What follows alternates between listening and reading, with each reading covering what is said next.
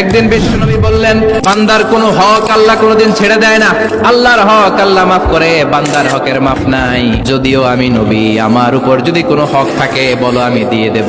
কোন সাহাবী দাঁড়ায় না। এক সাহাবী দাঁড়িয়ে বললেন, নবী, যুদ্ধের ময়দানে চাবুক চালানোর সময়, লাঠি চালানোর সময় এক কাফেরকে মারতে যে আপনার লাঠির বাড়ি আমার পিঠের মধ্যে পড়েছে।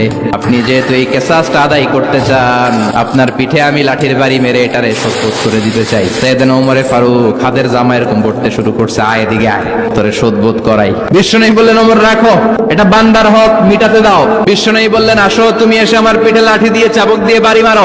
সাহাবী বলে, ও নবী, যখন আপনি আমার চাবুকটা পিঠের মধ্যে মেরেছেন, আমার পিঠে তখন জামা ছিল না। আপনি যদি যথা নিয়মে কিসাসটা আদায় করতে চান, আপনার জামাটা খুলেন, খালি পিঠের মধ্যে বাড়িটা মার।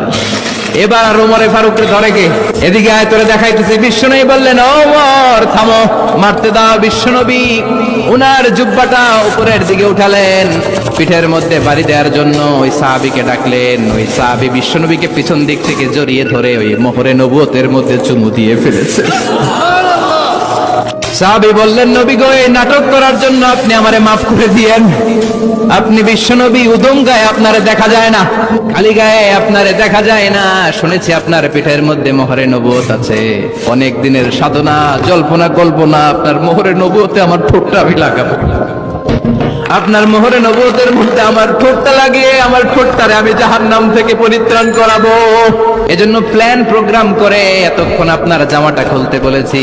আপনার উপরে আমার কোনো হক নাই। আমার আব্বা মা, আমার সম্পদ, আমার জীবন আপনার জন্য কোরবান গো নবী।